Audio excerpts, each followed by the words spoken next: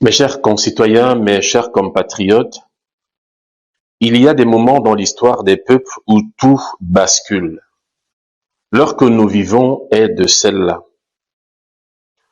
Pendant des années, j'ai cru à tort qu'il était possible de changer les choses de l'intérieur. J'ai servi le RDPC arpentant nos villes et nos campagnes. J'ai vu la sueur des paysans qui nourrissent la nation.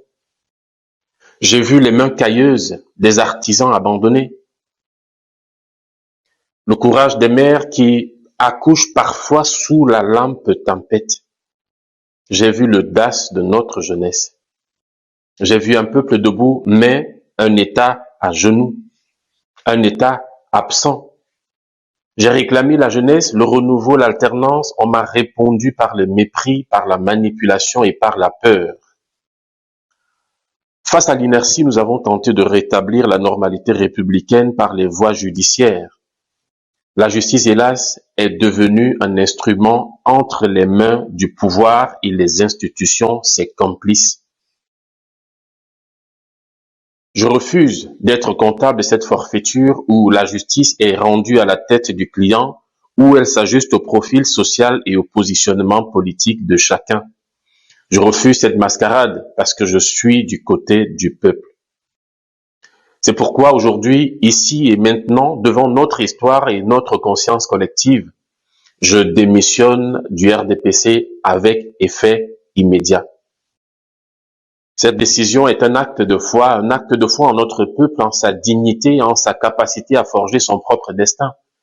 C'est la fidélité à l'héritage de ceux qui ont tout sacrifié pour notre liberté.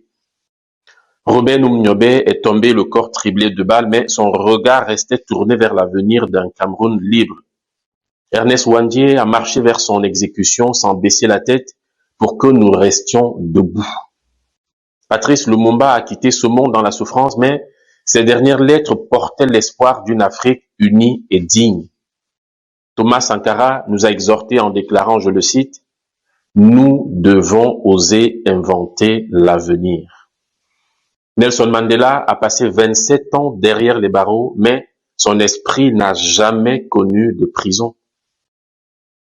Aujourd'hui, regardons-nous en face. Quand la justice se vend et que les élections se jouent d'avance, n'avons-nous pas trahi leur combat? Leur sacrifice nous a légué une chose, notre dignité.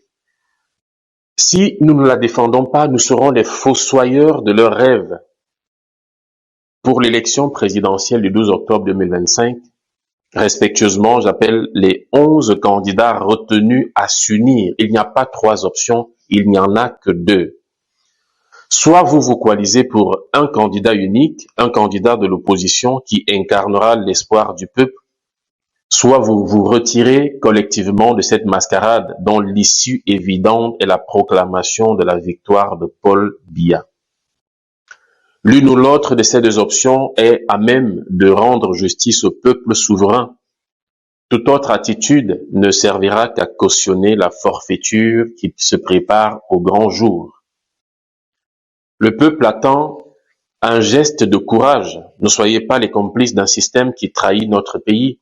Et à vous, peuple camerounais, je dis, ne perdez pas espoir. Car les dirigeants ont délibérément troqué la cohésion contre le tribalisme, cette arme de division. Pourtant, la même souffrance frappe l'homme du Nord et celui de l'Ouest, le citoyen de l'Est et celui du Sud.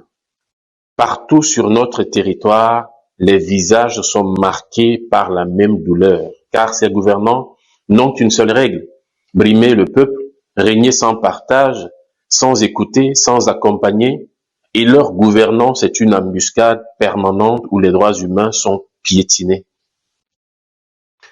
Ne laissez personne vous faire détester votre pays à cause de la mauvaise gouvernance.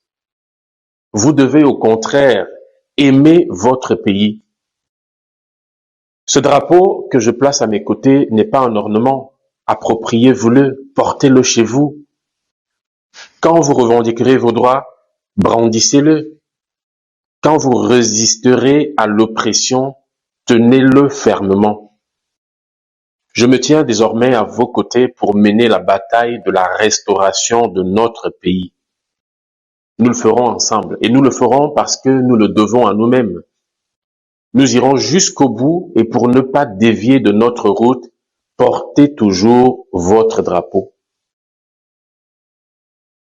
C'est lui qui nous rappellera que nous sommes les fils et les filles de cette nation et que nous avons une responsabilité, celle de remettre ce pays sur ses deux pieds, celle d'éviter la honte à notre pays aux yeux du monde.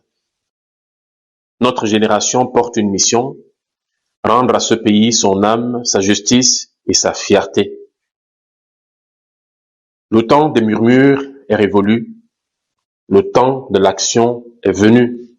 Debout pour le Cameroun, debout pour nos enfants, pour la justice et pour la liberté. Vive la République, vive le Cameroun.